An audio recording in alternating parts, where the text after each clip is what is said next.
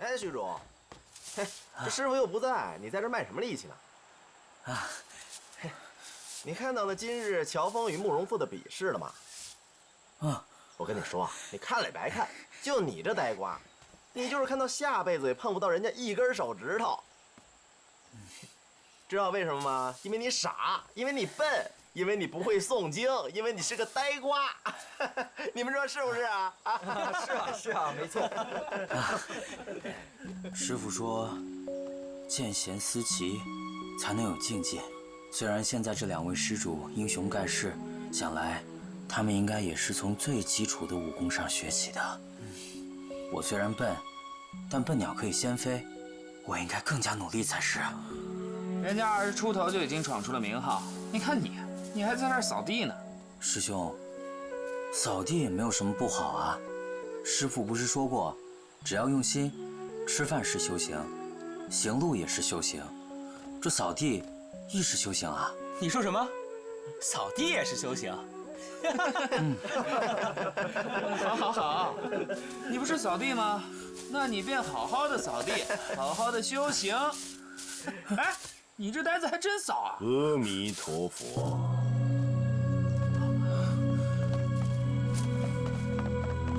奉诏。尔等不勤修功课，为何在此捉弄同门啊？佛曰众生平等，尔等生性轻浮，在此欺压同门，有违我佛训示，罚你们抄写《般若波罗蜜多经》100遍，自去领罚吧。是。听说了吗？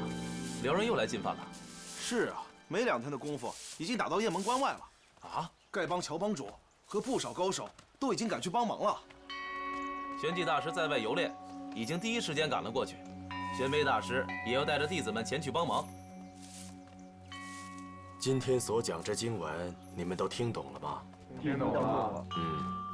这韦陀楚讲究的是劲道，就如这参天大树。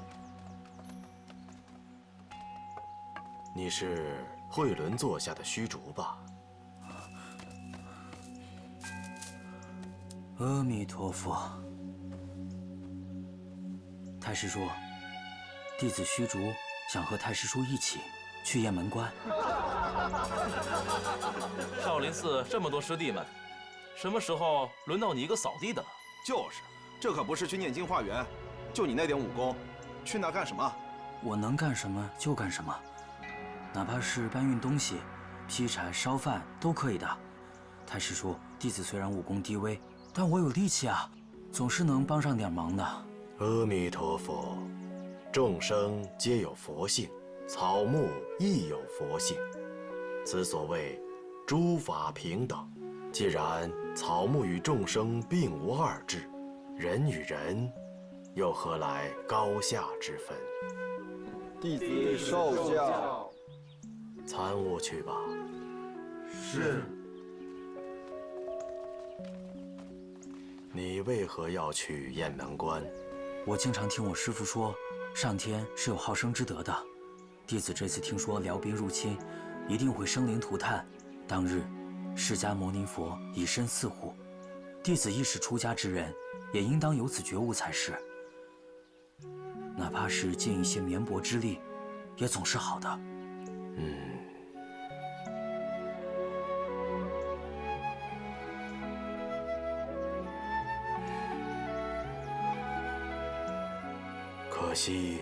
可惜呀！我观你胸怀赤诚，心性豁达，为人品行都是难得之选，却偏偏脚下虚浮，中馈有虚，缺乏习武的资质，且于人生百味体味太少，于佛学上也难有突破。就说这雁门关一行，我辈能救者不过10之1、2。天下之众，陷于贫苦者不知凡几，以身饲虎，又何在这一去一留之间？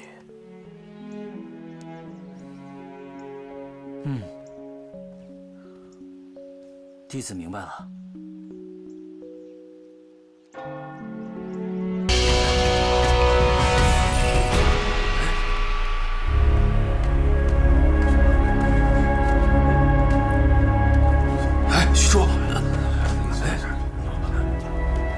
呢？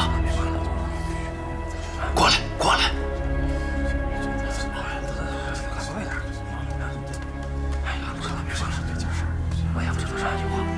师傅，不是让你在菜园子领伐吗？你跑这儿来干什么？师傅，我在菜园子听到敲钟的声音，所以我就跟方丈来了，方丈来了，方丈来了，方丈来了，方丈！站好，站好，来，站这儿。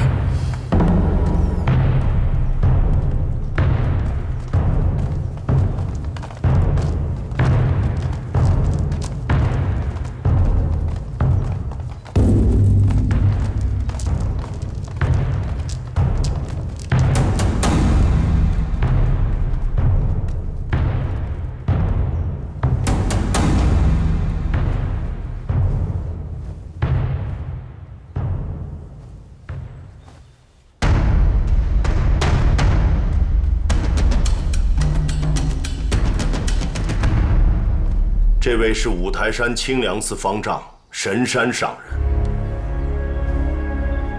这位大师是来自我佛天竺上国，法名哲罗星。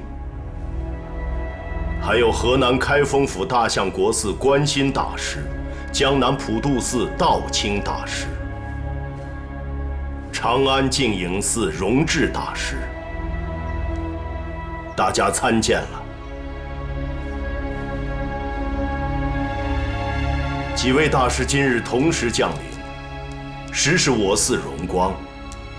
审判大师开坛说法，弘扬佛意，何寺众生同受教义。不敢当，少林庄严宝刹，小僧心仪已久，几十年前便来投拜求戒，却被拒之门外。小僧当年来宝刹求戒，固然是仰慕少林寺数百年植物林牛耳，武学渊源。更要紧的是，天下传言少林寺戒律精严，处事平正，岂知天下尽有名不副实之事啊！早知如此，小僧当年不会有少林之行的。师兄，何出此言？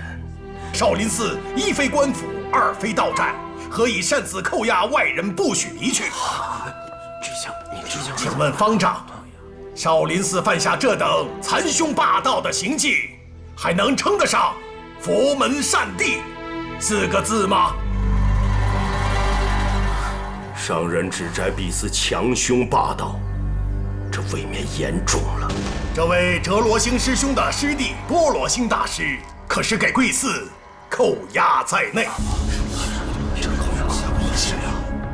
7年前，天竺高僧波罗星师兄光降敝寺，何寺僧众皆大欢喜，恭敬接待。波罗星师兄称，天竺国外道盛行，佛经大半散失。方丈师兄当即陪同他前赴藏经楼。本寺的玄残师弟奉方丈师兄之命，督率僧众帮同抄经，岂知竟然发现这位波罗星师兄每晚深夜悄悄潜入藏经楼密阁中，偷阅本寺的武功秘籍。这些秘籍与佛法全无干系。本寺数百年的规矩是，秘籍不能泄示于外人。玄残师弟与他交手下，竟然察觉他不光偷阅武功秘籍，而已然练成了少林72绝技中的3项武功。我少林派武功虽然平平无奇，但列祖列宗的规矩是，非本派弟子不传，因此只能请他常驻本寺，受佛法熏陶。一来盼他能开悟正道，二来也免去了种种后患。几年来，敝寺对这位波罗星师兄是好生供养，除了请他不必离寺之外，从未失过恭敬之意。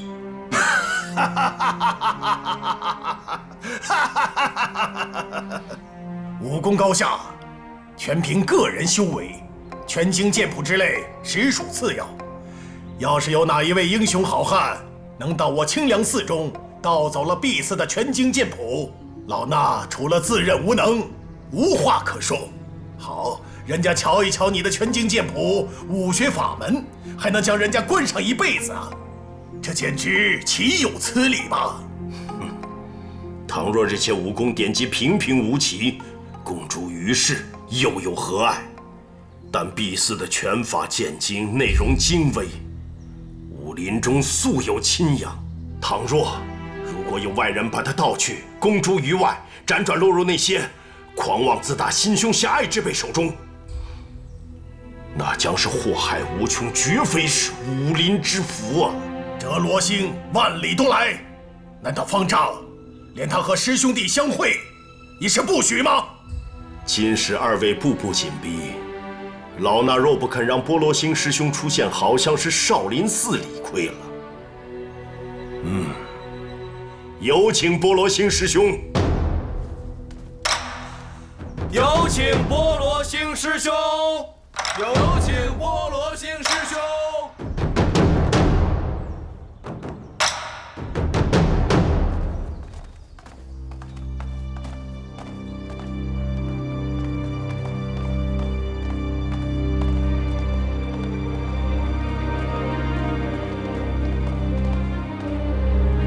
师弟，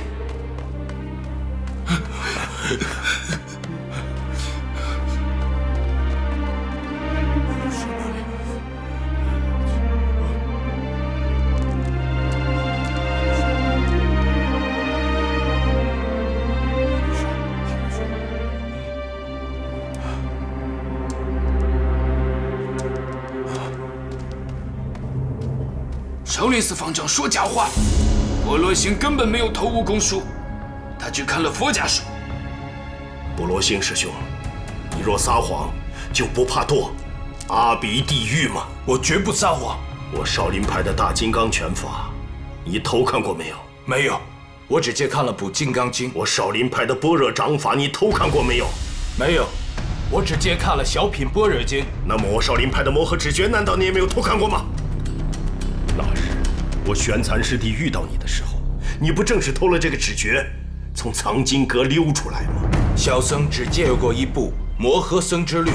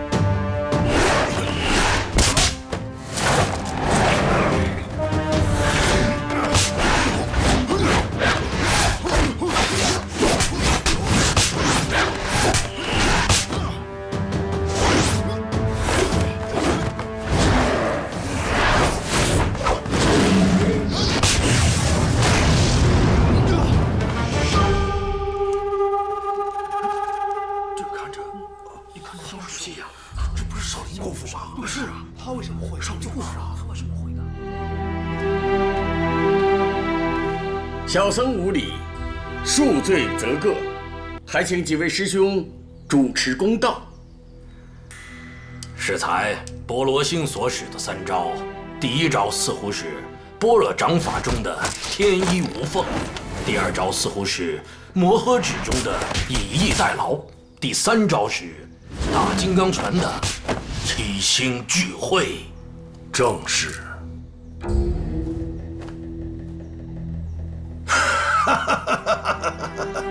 中土佛门果然受惠于天竺佛国不浅啊！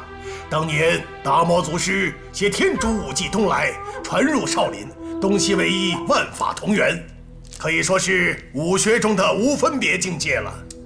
本寺的佛法与武功都传自达摩祖师，一点不假。但这般若掌法，乃是本寺第8代方丈圆圆大师所创。摩诃指诀是一位在本寺挂单40余年的七指头陀所创，而这大金刚掌法，则是本寺第11代通字辈6位高僧，穷36年之功，共同研究而成。你说般若掌、摩诃指、大金刚拳都是传自天竺，那自是金属无比。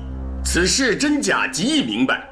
小僧要领教大师这3门武功的高招，小僧所使招数绝不出这3门武功之外。大师下手指点时，也请以这3门武功为限。天竺武功，小僧虽略知大要，但不能每一样都精通。据闻少林寺有72门绝技，敢问师兄是否每一样都精通呢？倘若小僧请师兄施展72门绝技中的3项，师兄是否能展示得出呢？天竺大德，中土高僧相聚少林寺讲论武功，实乃盛事。小僧能否有缘做个不速之客，在旁恭听双方的高见？是谁？谁在说话？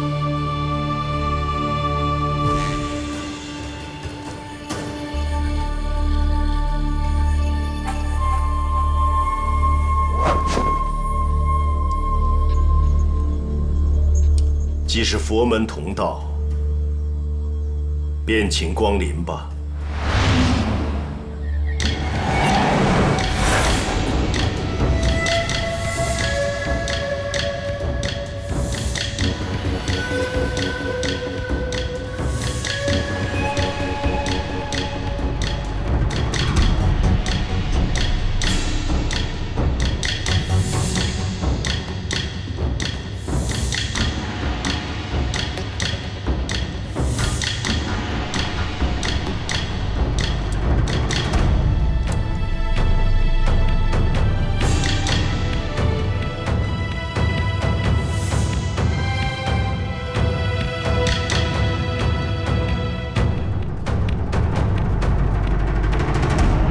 小僧鸠摩智拜见少林寺方丈。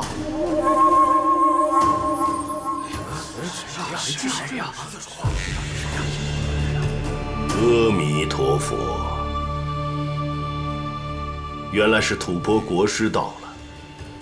敝寺今日正有一事难以分剖，便请国师主持公道，代为分辨是非。国师。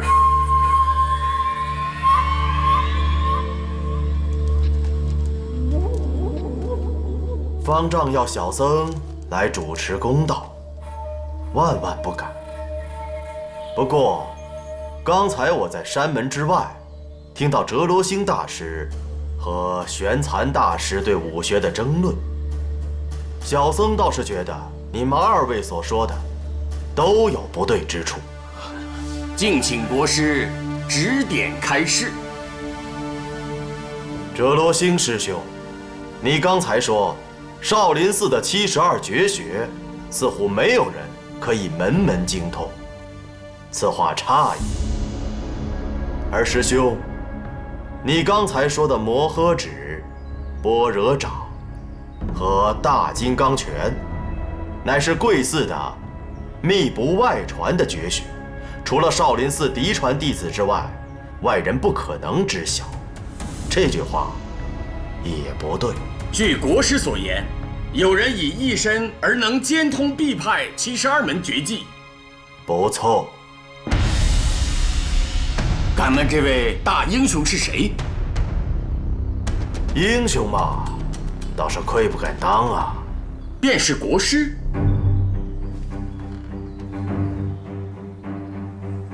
正是。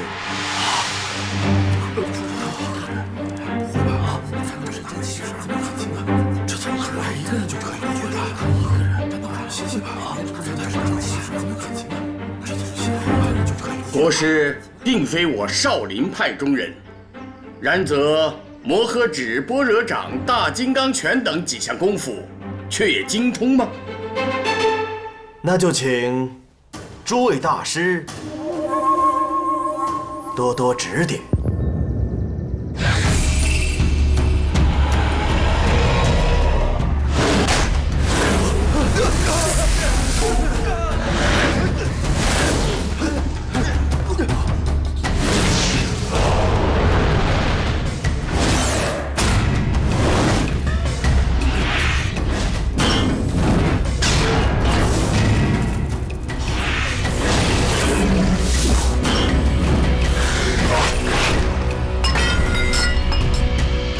钢拳的洛中东应，般若掌中的摄伏外道，还有摩诃指中的三入地狱，这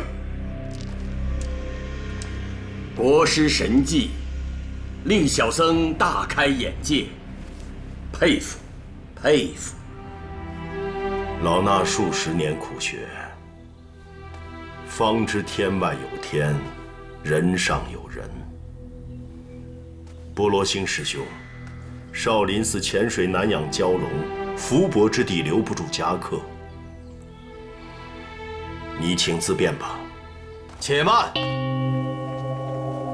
照方丈所言，少林寺的72绝学，并非是少林寺原创，那这个“绝”字就该改一改了吧？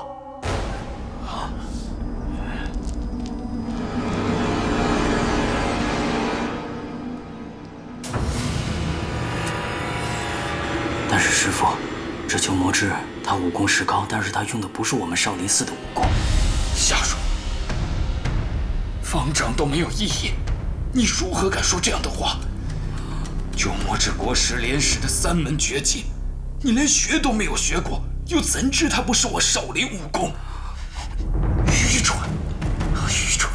师父，是真的，他用的武功虽然是，但是我们少林寺的招式，但他的内功别说了。怕了，方丈师兄，你不如依小僧所言，今日就将这少林寺散了吧。国师已占上风，其本寺方丈也允许天竺番僧自行离去，为何还要如此咄咄逼人，不留丝毫余地？小僧我独自一人来到中土，就想见识一下少林寺的风范。今日见了诸位大师的言谈，见了大师们的举止，还不如南疆大理国的天龙寺。小僧我也是大大的失望啊！大理天龙寺枯荣大师和本因方丈佛法渊深，凡我世弟子无不敬仰。出家人早已断了争强斗胜之念。国师说我少林不及天龙，岂足介意？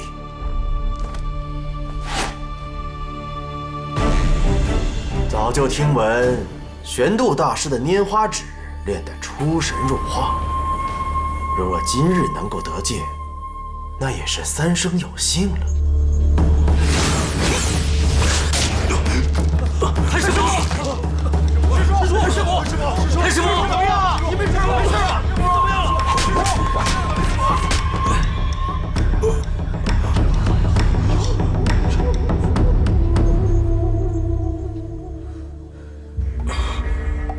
太师伯，把这个吃掉。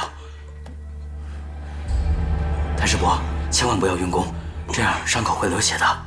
国师的拈花指如此了得，老衲拜服。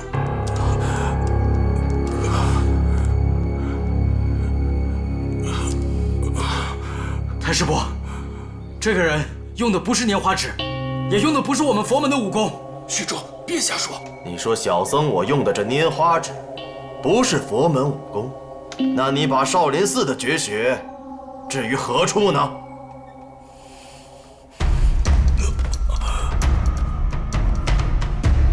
我太师伯用的就是拈花指，是我们佛门正宗的武学，而你用的不是拈花指，用的也不是我们佛门的武功。你承认啊？你用的不是。你少林寺武功明明打不过人家，那就甘拜下风，找什么借口啊？哎呀，是啊，我没有找借口，他用的不是拈花指。师傅，他用的真的不是拈花指，他用的不是佛门。既然打不过人家，也就回来吧。对呀，请问师傅，他用的不是我们佛门的武功，他用。之下，他还在狡辩，那是打不过人家。对呀，哎呀，回来吧，啊，师傅，也就回来吧。对呀，你怎么知道他是不是？对呀，方丈，师傅，他用的不是拈花指，他用的不是我们佛门的武功。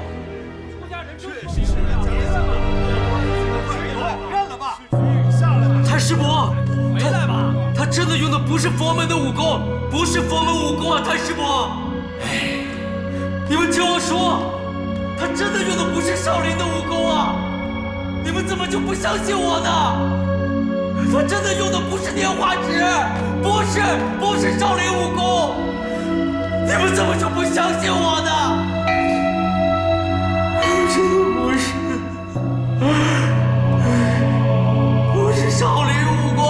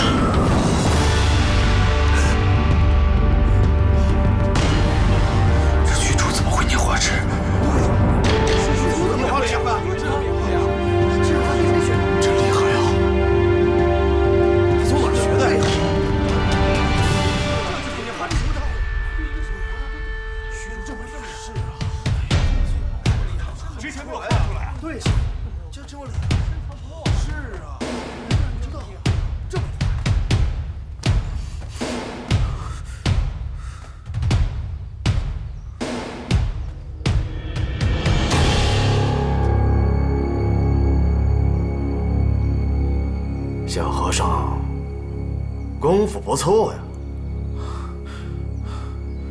那你再看看我这招般若掌，是不是你们少林的武功？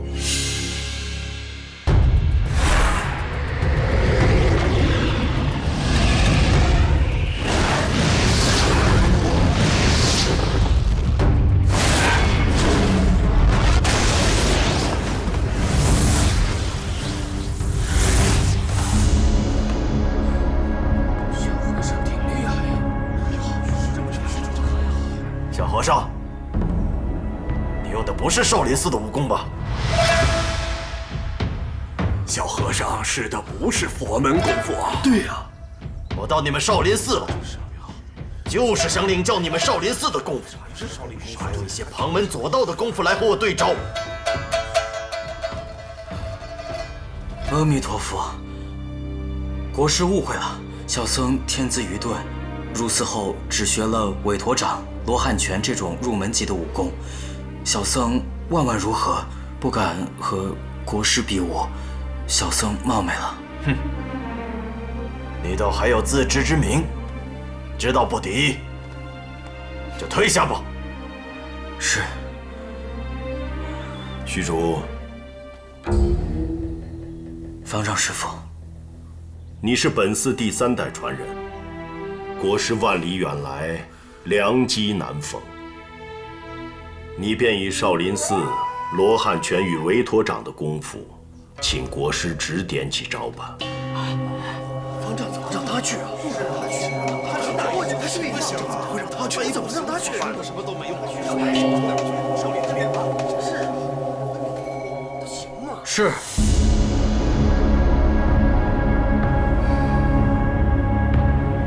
阿弥陀佛。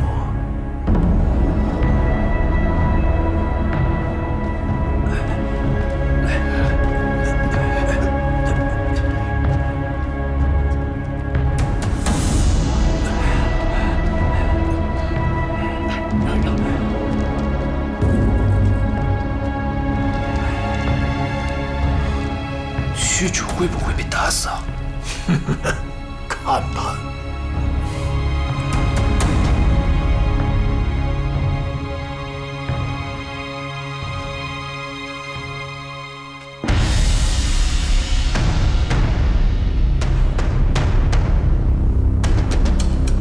阿弥陀佛。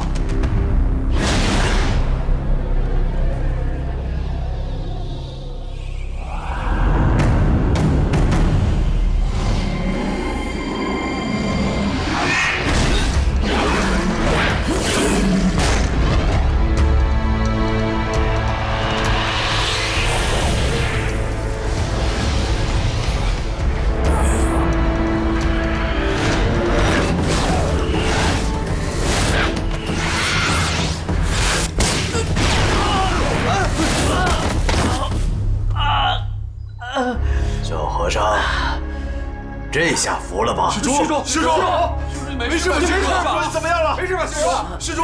施主，难道是被明神宫护体？持他此拳并无大碍。受我一拳竟无事。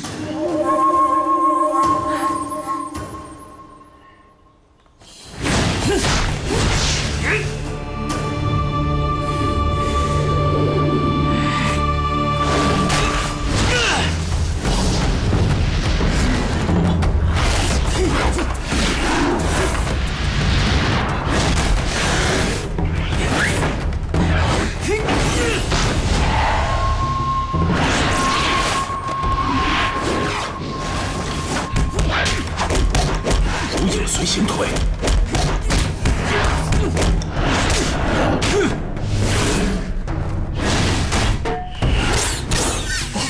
这是多罗之法。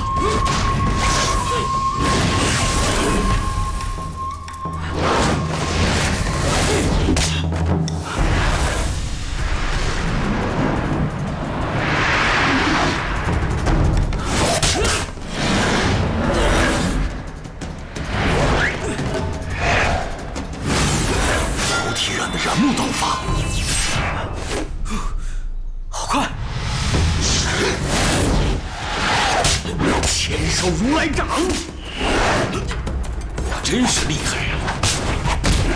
此人自称一身兼通本派72门绝技，莫非大言虚语？虚竹仅需一招黑虎掏心就能应付自如，甚是难得呀！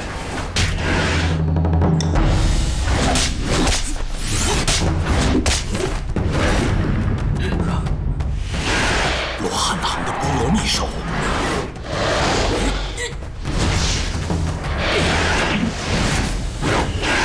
大水背手，阴陀罗爪，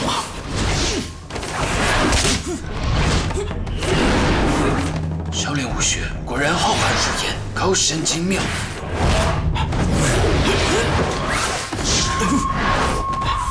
主人，小心！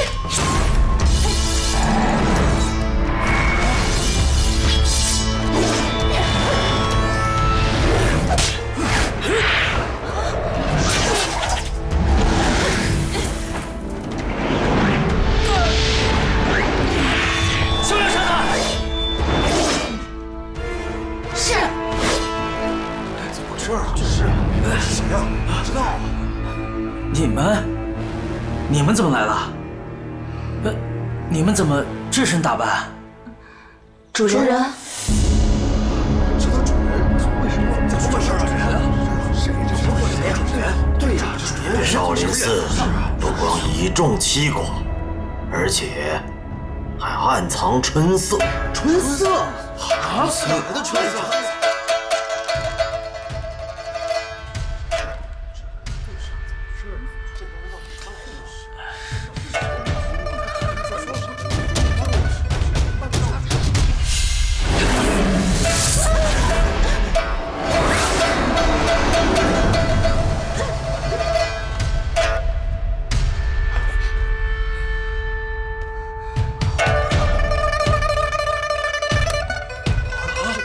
居然是这种，是啊。哎呀，这就是该呀，罪过之呢，怎么会有这种事呢？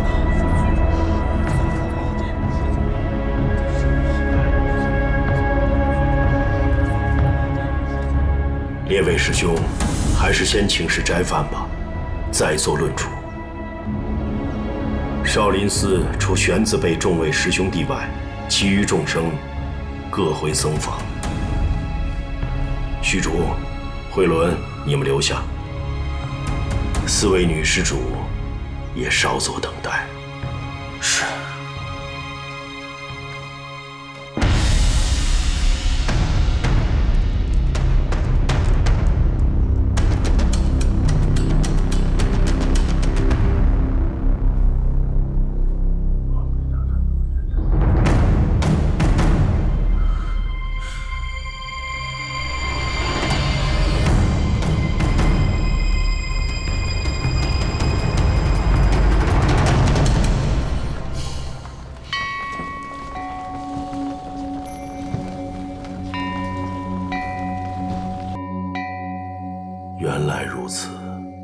若非你有此番奇遇，又怎能敌得过吐蕃国师的神通武艺？方丈师傅，弟子无名障重，尘垢不除，一遇外魔便把持不住，接连犯了婚戒、杀戒、酒戒、淫戒。弟子还背弃本门，学练旁门外道武功，招致4位姑娘来我少林寺，毁我少林寺清誉。弟子罪大恶极，罚不胜罚，但是弟子还是想请我佛慈悲，方丈慈悲。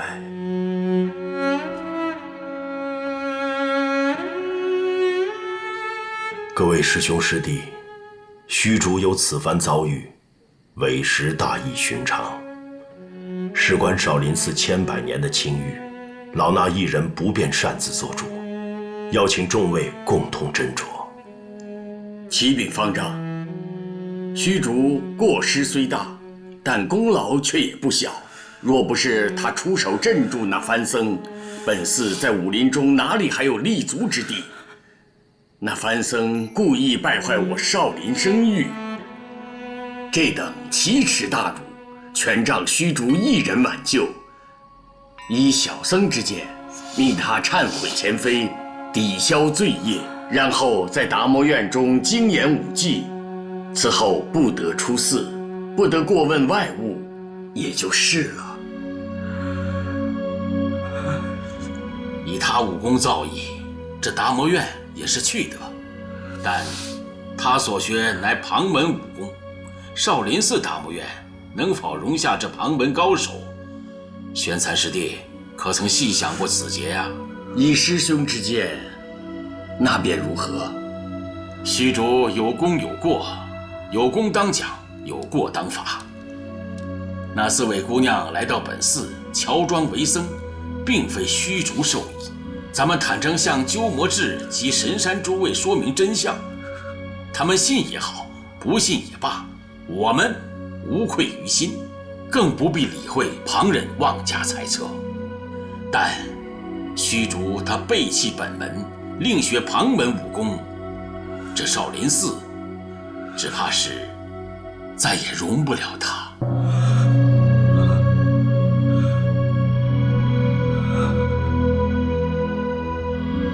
虚竹仗着自己的武功连犯诸般戒律，本应废去他的武功，逐出山门，怎奈他之前的武功早已为人化去，现在的武功并非出自本门，咱们无权废去。方丈师父，诸位太师伯、太师叔、师伯、师叔、师父，弟子恳请你们慈悲开恩，给虚竹一条重新改过之路吧。不管什么惩罚，弟子都甘心领受的。只求诸位不要将虚竹赶出寺去。弟子求你们了，求你们了！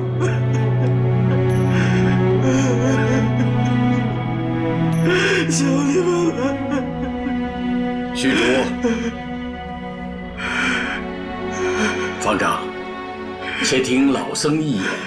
眼前还有6件大事尚未妥善解决，若现在将虚竹逐出寺去，那可难了。师弟所说的6件大事，第1件是鸠摩智未退，其2是波罗星偷盗本寺的武经，那第3件乃是丐帮新任帮主庄聚贤欲为武林盟主。师弟，那其余的3件何止？悬悲、悬难、悬苦3位师弟的性命，阿弥陀佛。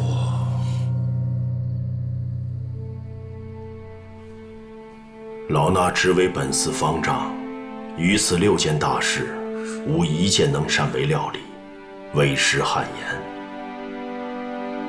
可虚竹身上的功夫全是逍遥派的武学，难道我少林寺的大事还要靠别的门派料理不成？以方丈之见，该如何是好？我辈皆承前辈衣钵，今日遭逢极大难关。以老衲之见，当依正道行事，宁为玉碎不为瓦全。倘若大家齐心尽力，得保少林清誉，那实乃我佛慈悲。若魔圣道衰，老衲与各位师兄师弟以命护嗣，以身护教，这也问心无愧。少林寺千百年，造福天下不浅，善缘深厚。相信，即使只是一时受挫，也不至于落得一败涂地、永无复兴之日。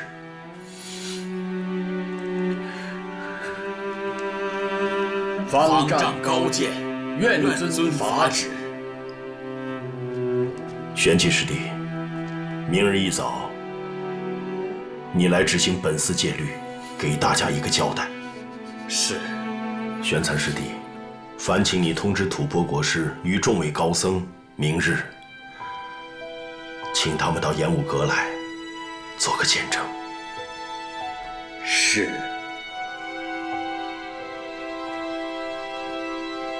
虚竹，今日你大大有功，但当下还是要以本寺的清誉为重。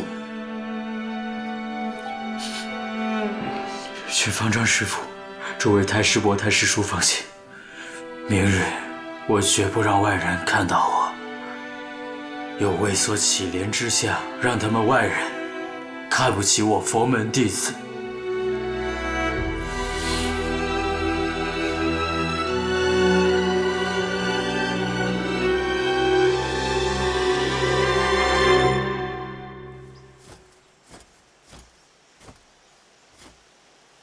当真如此，该帮新任帮主亲自下书，要与少林寺一决高下，选出中原武林盟主。此事已惊动大半个中原武林，新秀白丁春秋、姑苏慕容复也已前往。阿紫呢？我们的人确认过了，阿紫姑娘确与丐帮的人在一起，他们扣住了阿紫姑娘，难说不是为了引大王出面。若是对方早有准备，咱们的人手不够，恐怕难有胜算。既然来了中原，免不了要见见老朋友。燕云18骑听令，即刻前往少林，救出阿紫。是。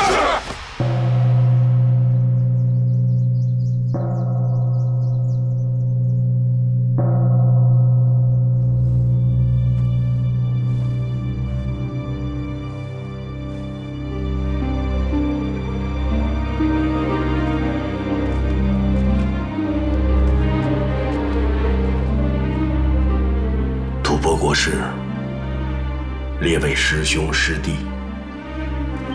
少林寺虚字辈弟子虚竹，身犯杀戒、淫戒、酒戒、荤戒4大戒律，私学旁门别派武功，擅自出任帮派掌门人。少林寺戒律院首作玄记，便依律惩处，不得宽待。虚竹，方丈所指罪业，你都承认吗？弟子承认，弟子罪孽深重，没有什么想辩解的，弟子甘愿受罚。虚竹，擅犯杀、淫、荤、酒4大戒律，罚你当众重打100棍，你心服吗？弟子心服。你未得掌门方丈及授业师傅许可，擅学旁门武功，罚你废去全身少林派武功，从今而后不再为少林派弟子，你心服吗？弟子心服，太师叔慈悲。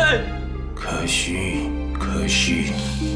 你既为逍遥派掌门人，为缥缈峰灵鹫宫的主人，便当出教还俗，不得再为佛家弟子，从今而后也不再为少林派僧侣了。如此处置，你心服吗？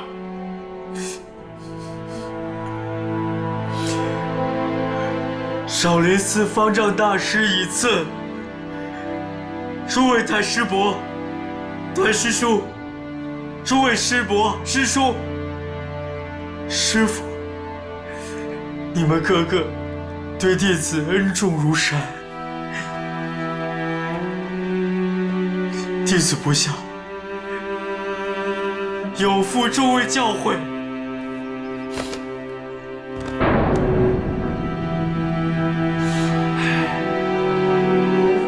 弟子不孝，有负诸位教诲。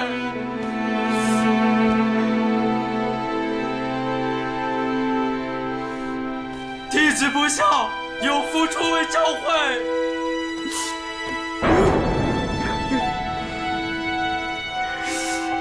方丈师兄，玄寂师兄，依小僧所见，小佛兄迷途知返，大有悔改之意，何不再给他一条自新之路呢？师兄指点的是，但佛门广大，天下何处不可容身？虚竹，罚你破门出界，绝非对你心存恶念，断你皈依我佛之路。天下庄严宝刹，何止千万？你若有心皈依三宝之念，盼你另投明寺，发弘誓愿，清净身心，以早正正觉。就算不再出家为僧，也要勤修六度万行，一般也可证道，为大菩萨成佛。方丈师父教诲，虚竹终生不忘。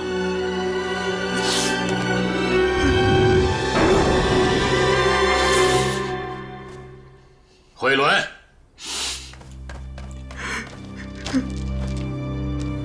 弟子在。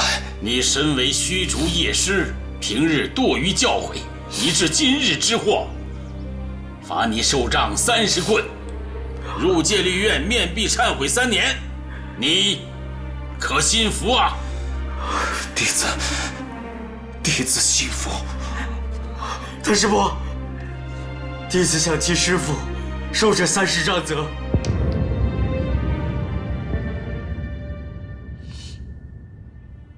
既是如此，虚竹共受杖责130棍，掌刑弟子取棍伺候。是。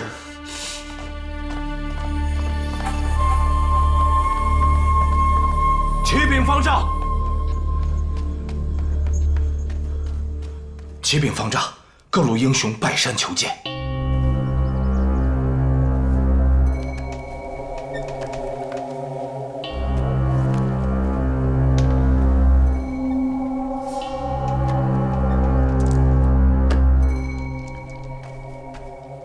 列位师兄，有贵宾来访，今日我寺清理门户之事，只能暂缓一步。虚竹，你起来吧。是。师父。玄寂师弟，率少林寺众弟子与老衲出门迎客。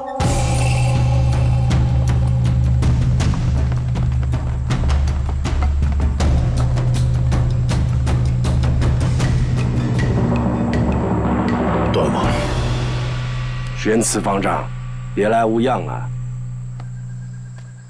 见过段王爷。段公子怎么不随阁下一同前来？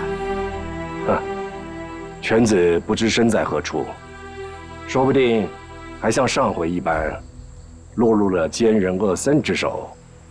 国师既然在这儿，正想向国师请教呢。哼。段公子的下落，我倒是知道一点，不过，可惜了，可惜了呀！国师此言何意？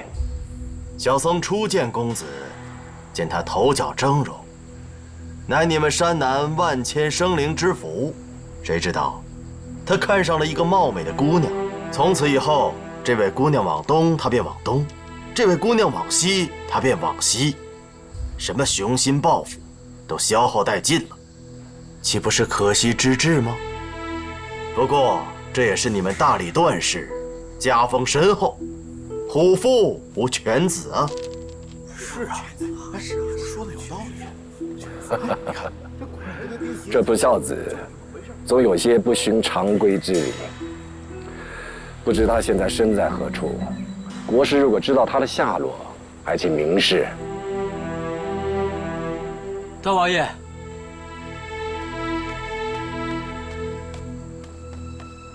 大王爷，我三弟他精神焕发，身体极好，您不用担心。小兄弟，你最近见过我那孩儿？爹，爹，哎呦，孩儿在此，爹爹身体可安好吗？好好好。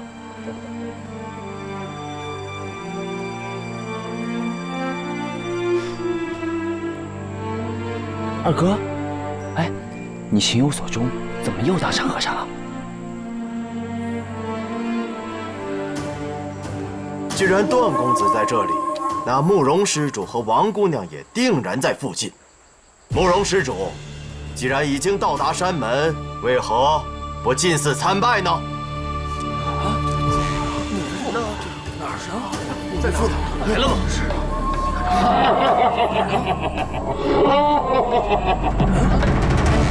慕容公子和丁老怪这真有恶斗呢，待杀了丁老怪，再来少林寺敬礼如来。丁春秋大显神功，已将慕容公子打得全无招架之功，大伙儿可想去瞧瞧热闹啊？王姑娘有难，我要速去营救她。来，玉儿，这丁老怪竟敢上少室山来，今日人人须当奋勇，为玄难师兄报仇！报仇！报仇！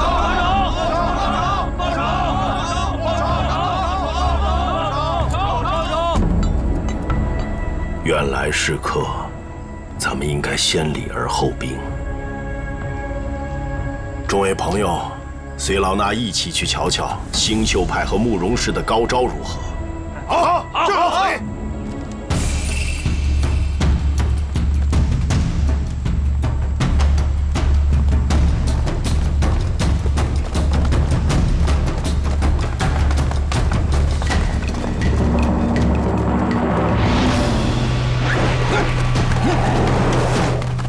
师傅真是厉害呀！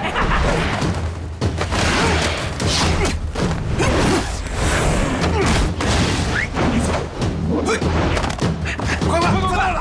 快，在这边！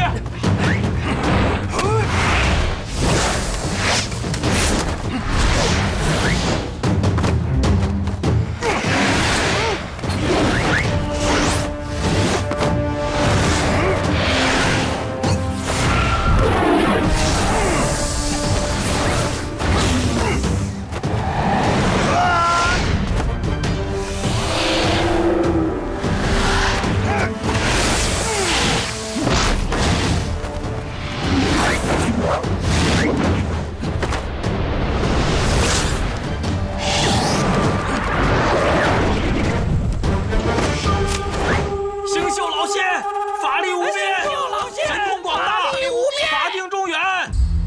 星宿老怪，看来这数月里你也收了不少徒子徒孙呢。非也，哪来的那么多徒子徒孙？不过都是些黑道武林、旁门妖孽，都来当狗腿充人数的。一群三脚猫功夫，人数再多又有何用？好啊，那我就让你们见识见识真正的功夫。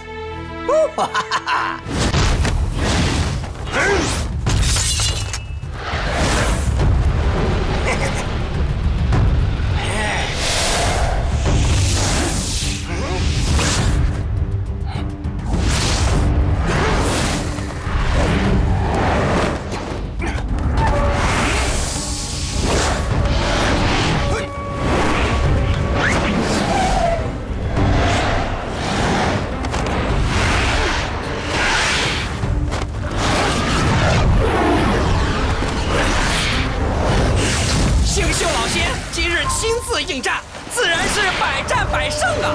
你们这些跳梁小丑，还不快快抛下兵刃，哀求我们老仙的饶恕吧！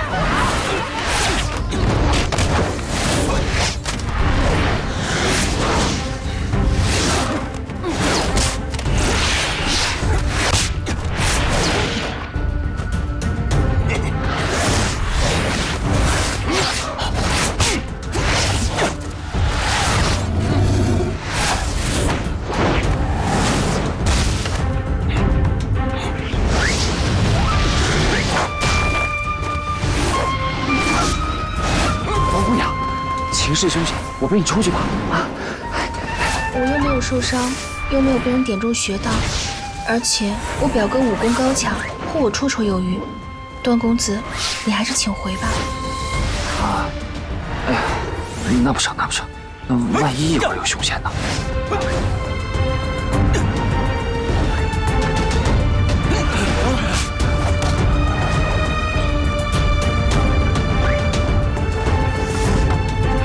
星宿老仙驾临少室山，用小指头轻轻一点，少林寺便顷刻坍塌，叫你们无处可逃。无处可逃！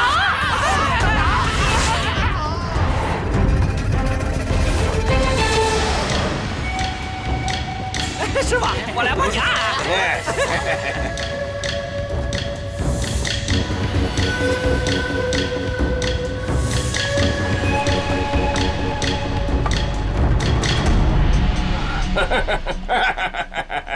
去。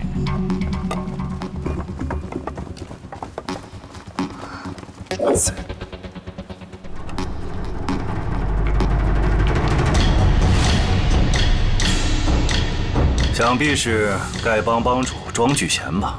怎么戴着面具，不敢露真容啊？非也，非也。其一呢是身份可疑，其二，他没有战胜的把握。若败于少林的话，他可以全身而退，以免面上无光。庄大哥，这里人很多吗？丁春秋和他那帮虾兵蟹将也来了？来了，人数还着实不少。好得很，省得我千里迢迢地跑到星宿海去找他算账。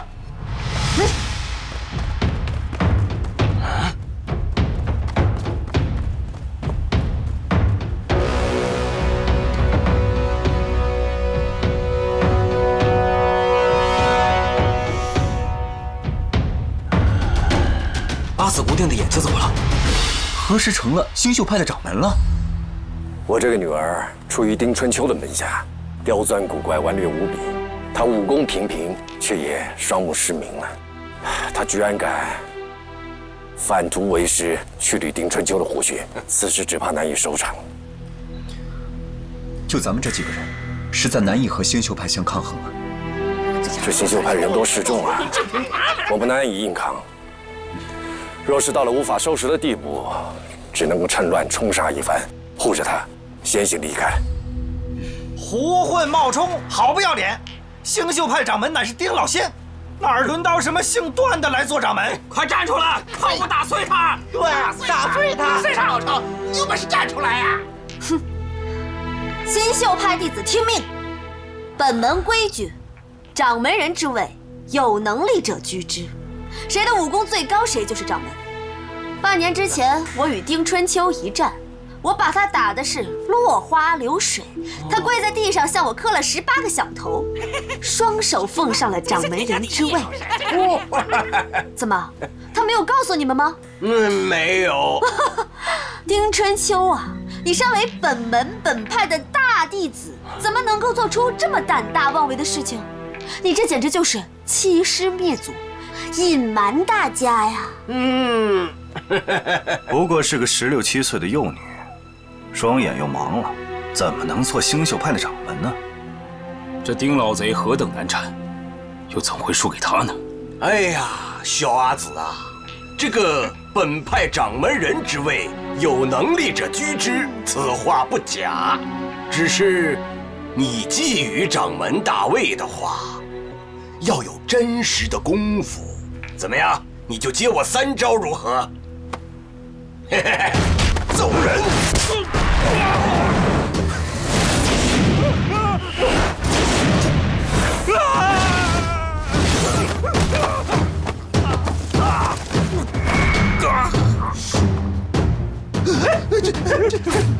哎，我跟阿紫比武，你来干什么呀？啊？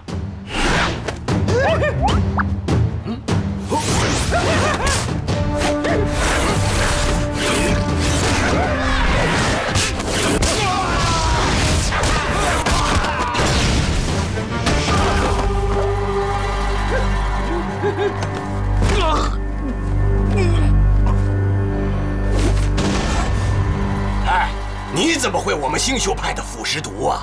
帮主怎能以本帮弟子性命为代价？那与星宿老怪何异？要是乔帮主在，又怎会？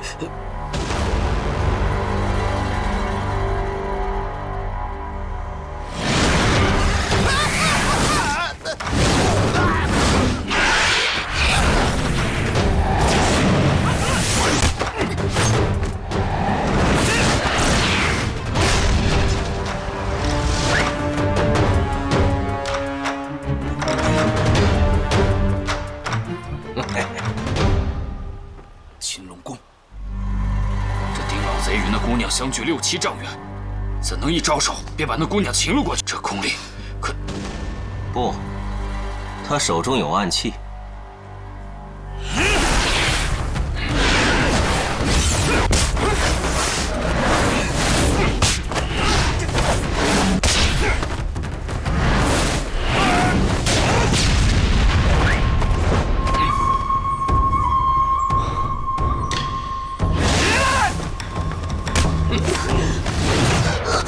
住手！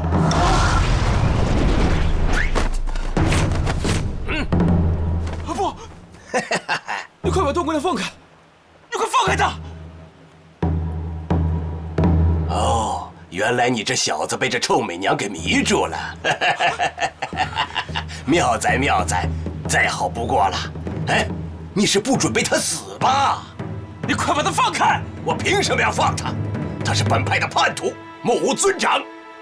我不杀他，还去杀谁？不，我在这，你说什么都不能害他了。你已经毒瞎了他一双眼睛了，我求求你，你把他放了，我重重有谢他，我重重有谢。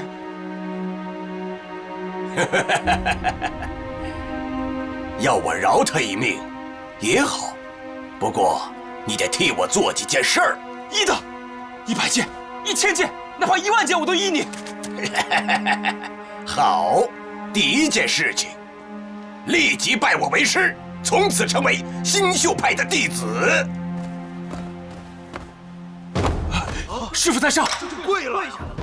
因为有个女人跪下，弟子庄居贤给师傅磕头了。这到底什么事儿啊？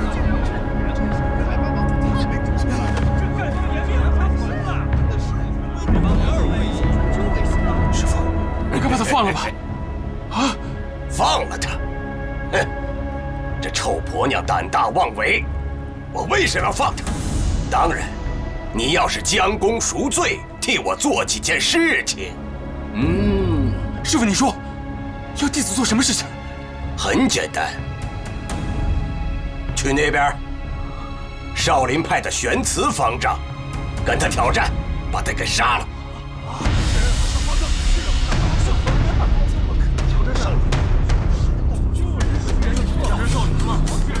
师傅，弟子和少林方丈无冤无仇，虽然丐帮要和少林派争雄，但不至于杀个你死我活啊！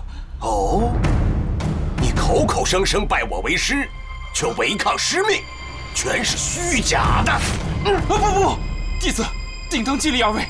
不过，师傅你说的话，可不能不算，不能加害阿紫姑娘。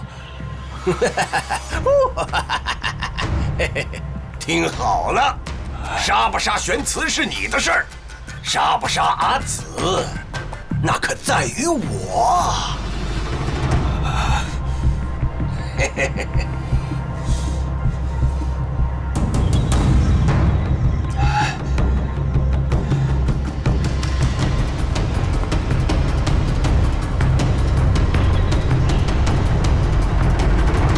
玄慈方丈，少林与丐帮向来并持中原，不相同属，而今天咱们却要分个高下。胜者为武林盟主，败者服从武林盟主号令。天下各位英雄好汉，有哪位不服，尽可向武林盟主挑战。阿弥陀佛，丐帮数百年来，乃江湖中侠义道。比派历来对丐帮尤为尊敬，数百年来，少林派与丐帮交情甚好。却不知今日庄帮主为何忽兴问罪之师？我大宋南有辽国，西有西夏吐蕃，北有大理。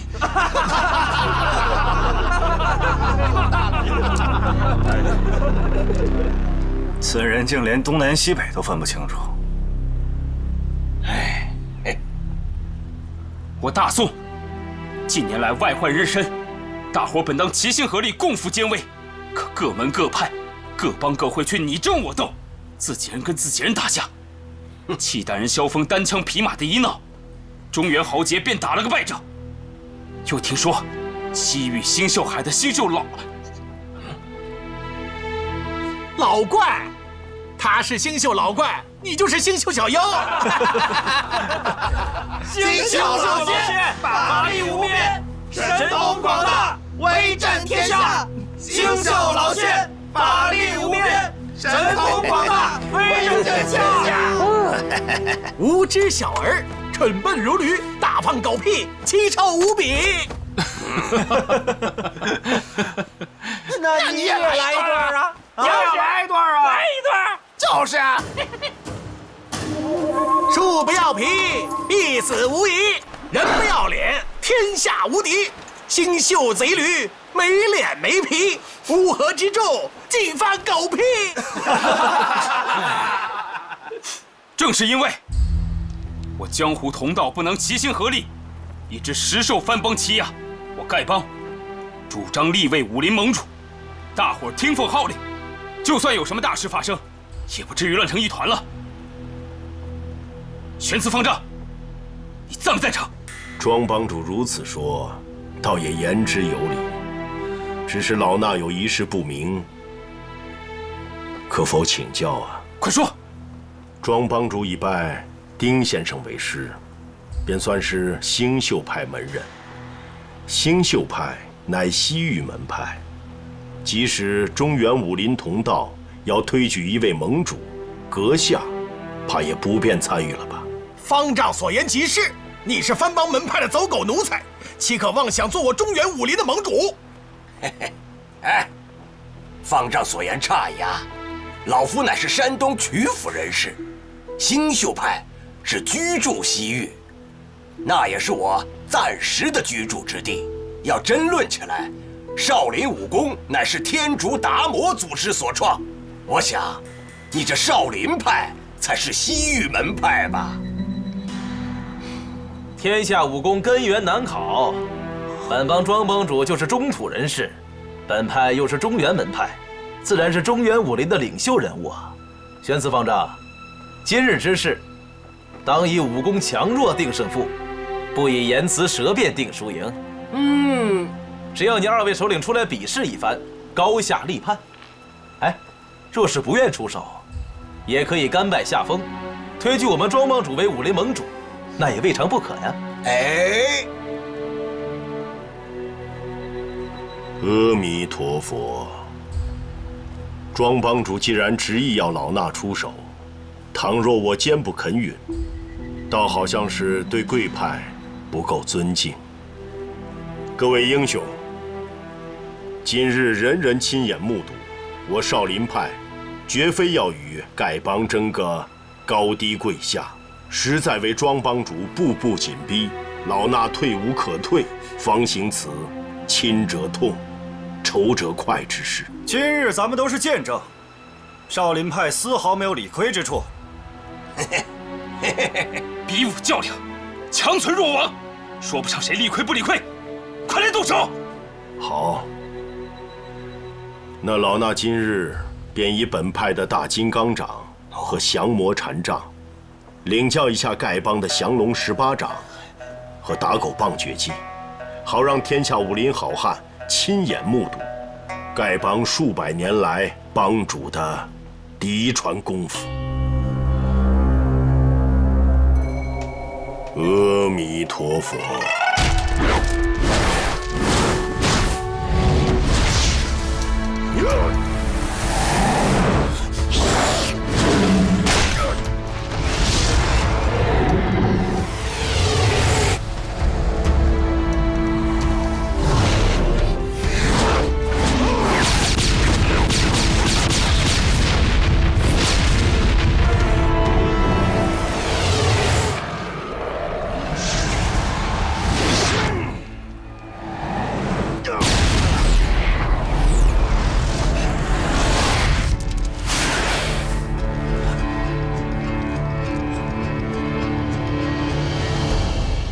这是星宿派的邪门功夫，不是丐帮的功夫。是和少林派比武，不能使用邪派功夫。帮主，你应该使用降龙18掌才是啊！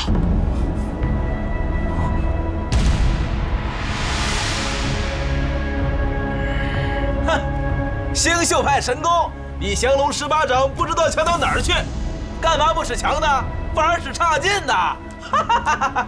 就是啊，星宿武功天下第一，战无不胜，攻无不克。降龙臭掌，狗屁不值，狗屁不值。是谁说降龙18掌不如星宿派的武功？哎，谁呀？这谁呀？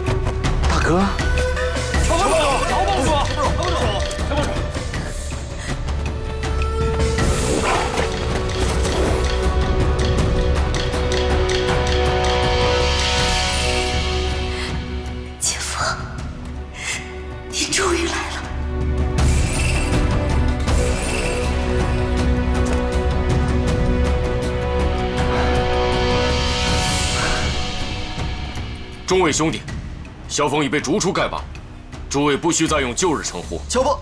乔大侠，自别之后，咱们众兄弟每日都很想念乔帮主啊。就是你说星宿派武功远胜于降龙18掌。哦。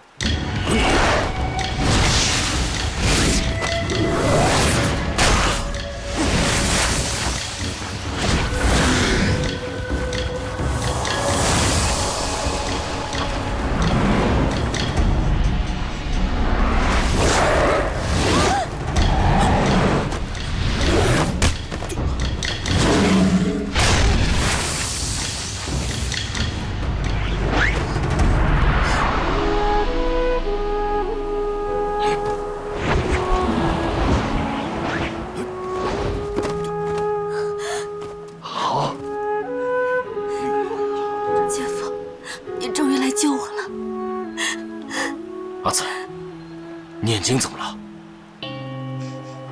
我眼睛瞎了，是丁春秋那个老贼弄瞎的。姐夫挖瞎他的双眼，替我报仇。你快把阿紫姑娘放开！你快放开她！阁下何人？在下是，我是丐帮帮主，庄帮主。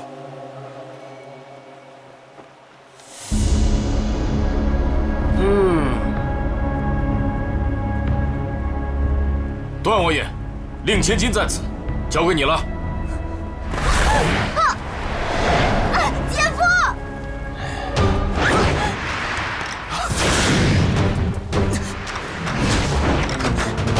姐夫！司魁、赌城，把小姐带到安全的地方，务必保其周全。是，主公。我走。姐夫！姐夫！我走，姐夫！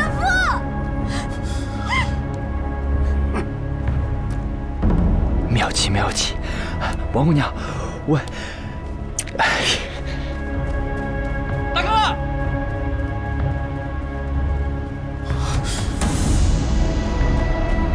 大哥，兄弟，别来可好，可想杀小弟了。别来无恙，一言难尽。万幸，你我都安好。乔峰乃是契丹人，人人得而诛之。今日可不能再让他活着走下这少室山去。对，我们一起杀了他。这儿来了就别想走。留在这儿，别走，不能留，留下，把他留下来，留下，眼里。可现在时局恶劣，只怕我们两兄弟难再多续。你先退开吧，山高水长的，咱们后会有期。大哥，兄弟自当有福同享，有难同当。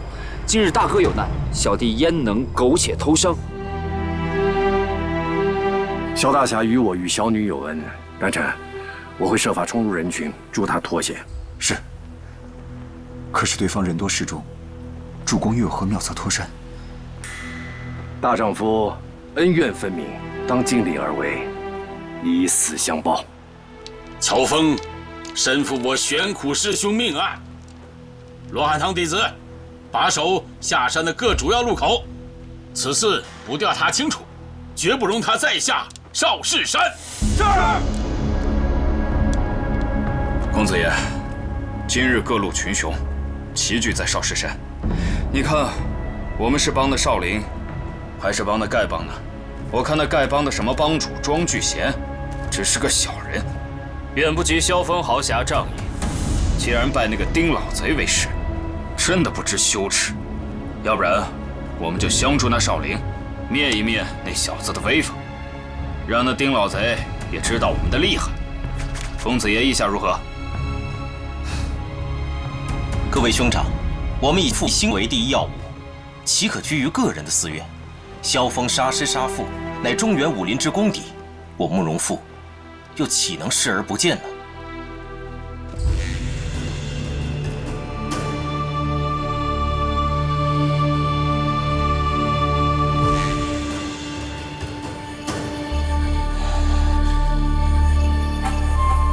萧兄，你是契丹英雄，我慕容复今日想领教阁下高招，便是死在萧兄掌下，也算是为中原英豪尽了一份薄力，虽死犹荣。慕容兄，这就是你的不是了。我大哥与你远日无冤，近日无仇，当时大家都怀疑你的时候，也曾为你分辨，你又何必趁人之危呢？段兄想做打抱不平的英雄好汉的话，一并上来赐教便是。我又有何本事赐教于你啊？不过是说句公道话罢了。嘿嘿，姓萧的，我看在你年轻，让你几招。现在开始，我不让你了啊！姓萧的，杀父之仇不共戴天，今日咱们便来做个了断吧。你们三个，一起上吧！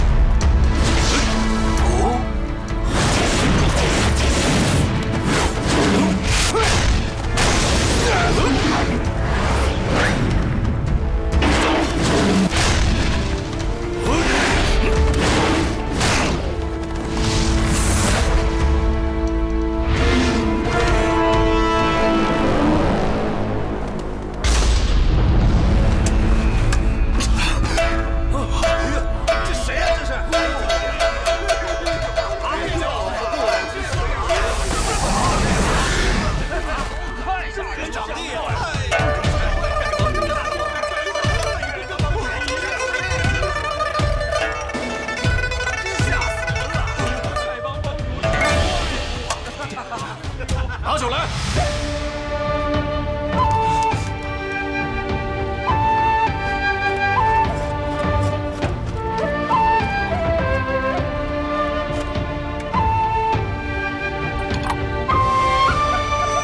众位兄弟，这位是大理段公子，我的结义兄弟。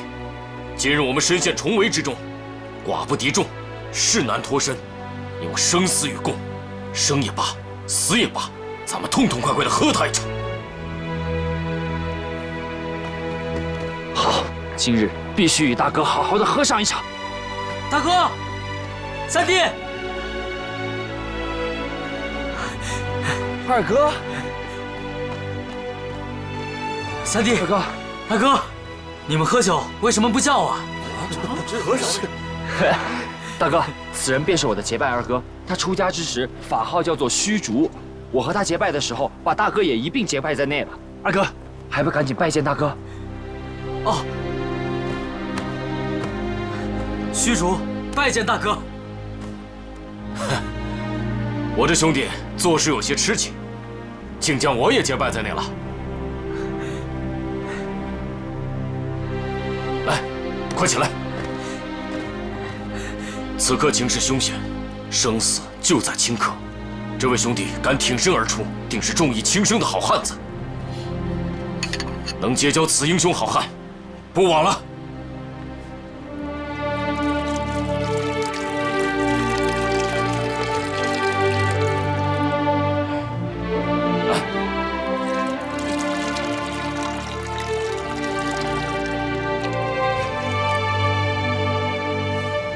这18名契丹勇士，对我忠心耿耿，平时相处如手足。今日，咱们大喝一场！喝！干！干！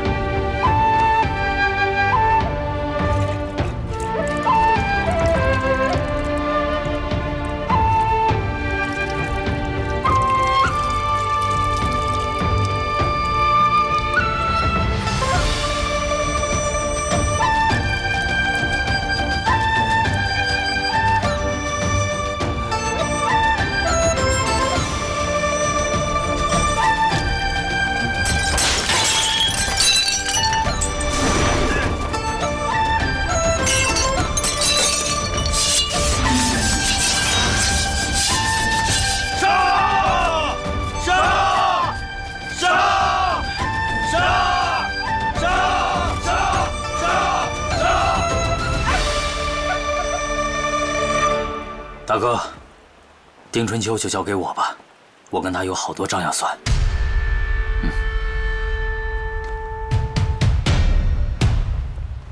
丁春秋，今日我要为我逍遥一派的师父、师兄，还有我少林寺的同门师兄弟们，还有我太师叔玄难大师报仇！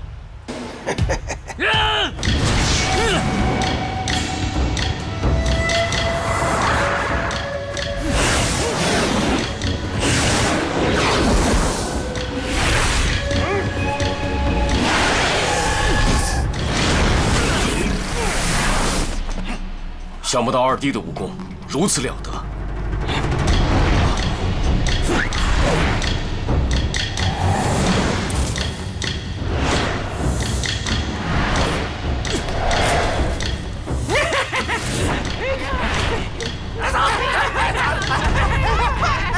大哥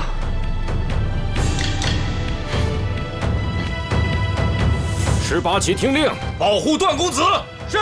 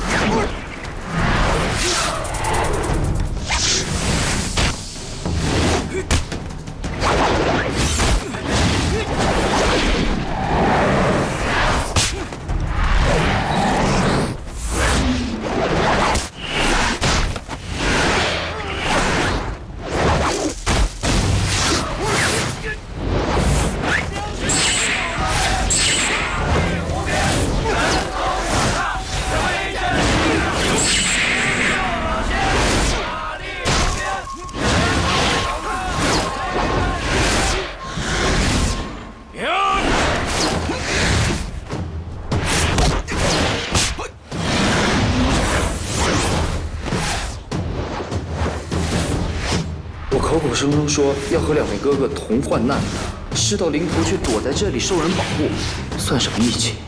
左右是个死，大哥二哥如此英雄了得，我这老三可不能太不成话。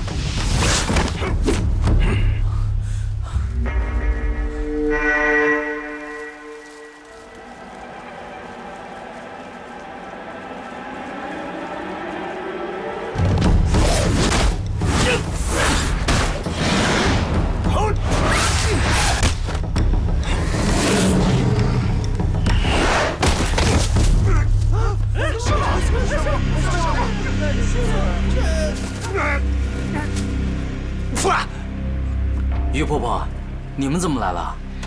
启禀主人，属下收到梅兰竹局4位姑娘传书，得知少林寺和尚要为难主人，便知会各部精锐前来营救。幸好主人无恙，属下不胜之喜。于婆婆，我可是少林寺弟子，你的言语不得无礼的。是，属下知罪。结账吧！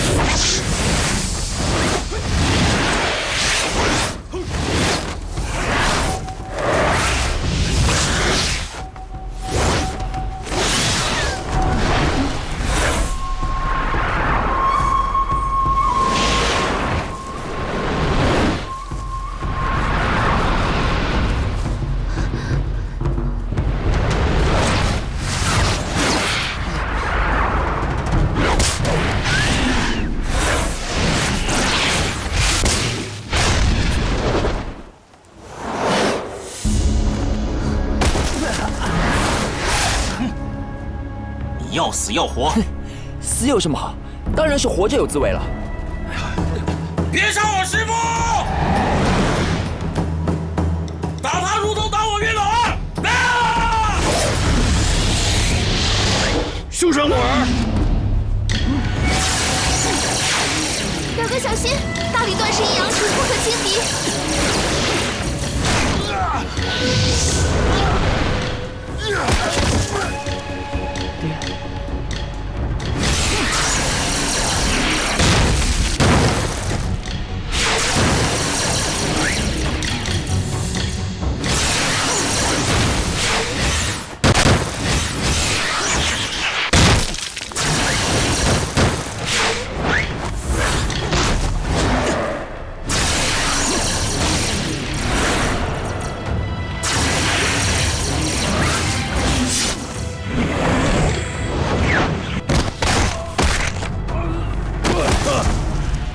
爹！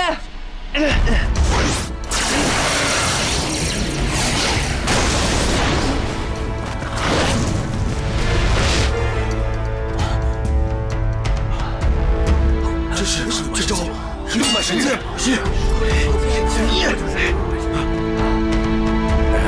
爹，你没事吧？没事。公子接刀！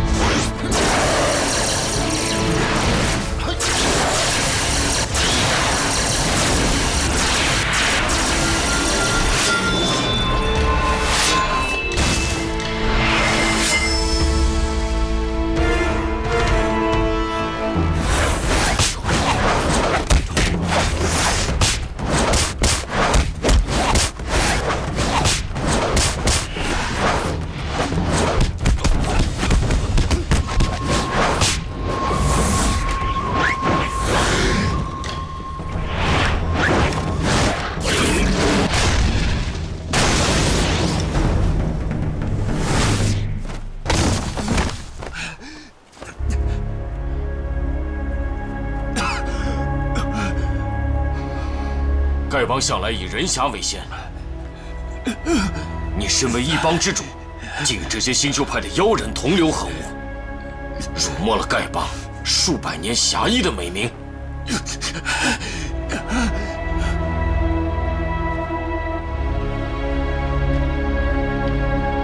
走吧，走吧，走吧，走吧，走吧。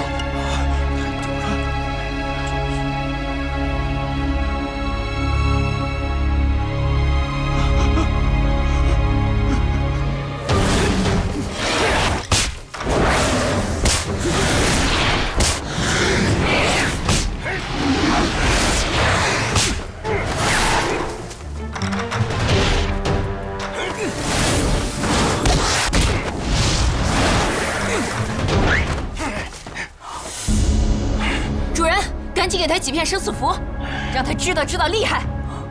于婆，要这种生死符，得要些酒水吧？妙极，妙极！掌门师叔，快杀了丁春秋，给祖师爷和师父报仇！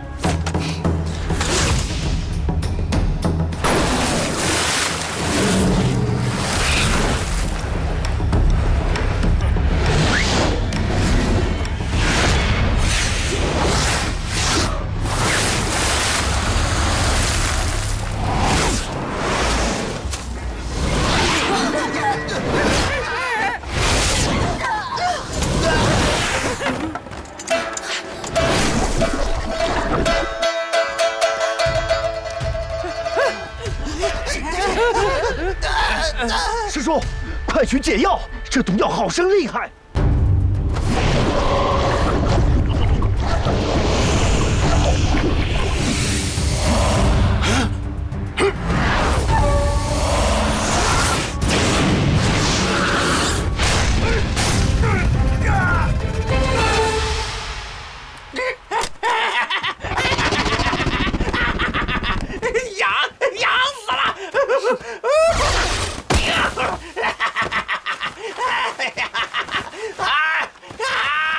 痒死了！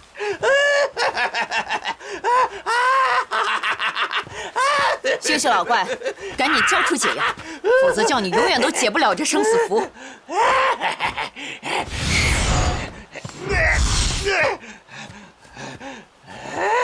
掌门师叔，快动手啊！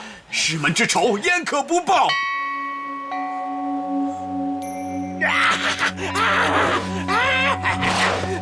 师叔，取解药要紧。于婆婆，你看他现在这个样子，也拿不了解药。要不我们先把止痒丸给他吧，好吗？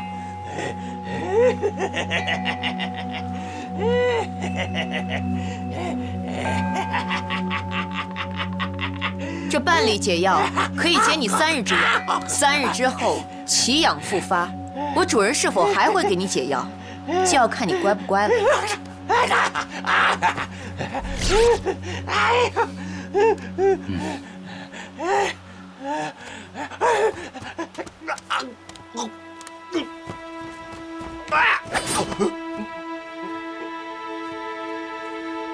解药。嗯。好好好。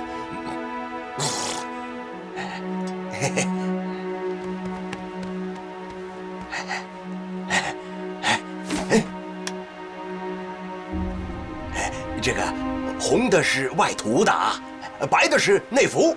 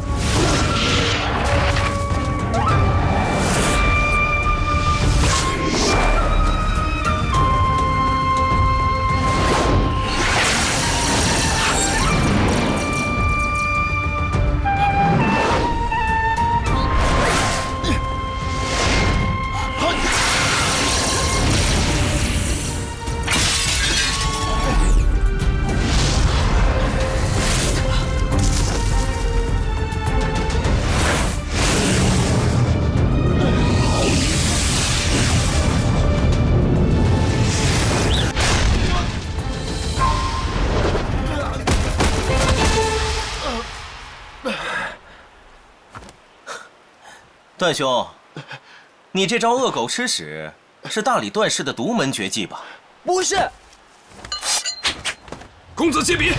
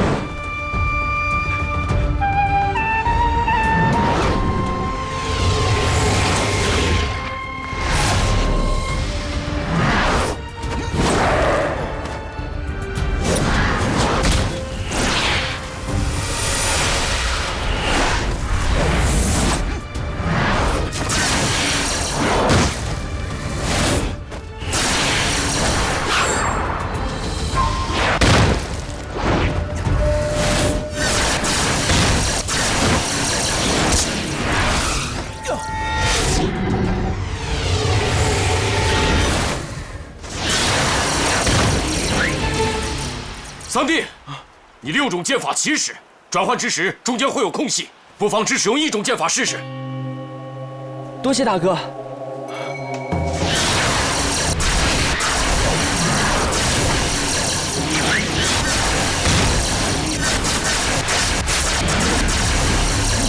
这南慕容北条风齐名已久，今日得见，果然是名不虚传啊！大理段氏的6枚神剑着实了得，为了姑苏慕容，已不落下风。阿朱那日所以甘愿替死，是因怕我杀他父亲之后，大理段氏必定找我复仇。三弟剑法如此神奇，倘若真与我为敌，胜负难测。灵鹫宫主人英雄无敌，令小的实在佩服。天下武林之主，非主人莫属啊！丁春秋，你灯烛之火，竟敢跟日月争光啊你！这老东西居心叵测，恳请主人早日除了此仇来呀！对，除了呀！你这些无耻小人，怎么能将吹牌星宿老怪那番陈词滥调、无耻言语，转而称颂我的主人？这真是无礼之极！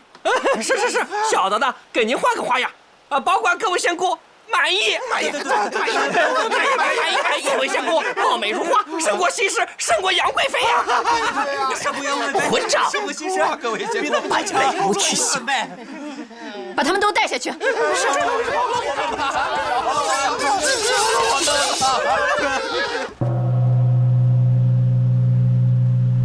阿弥陀佛，少林寺须字辈弟子虚竹听令。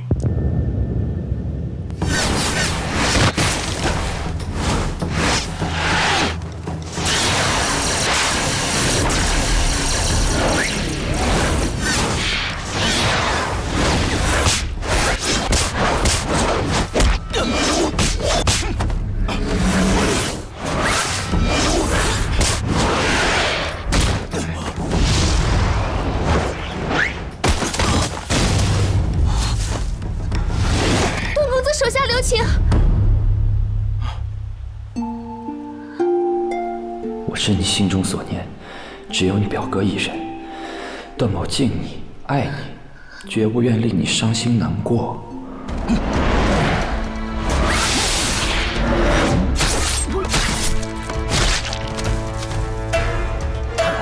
月儿。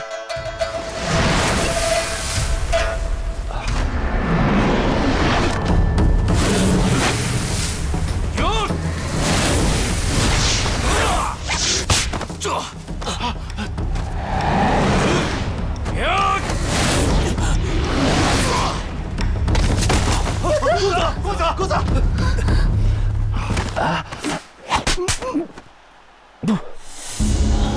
人家饶你性命，你却反下毒手，算什么英雄好汉？我萧某竟与你这种人齐名！公子，公子，你没事吧？闪开，闪开！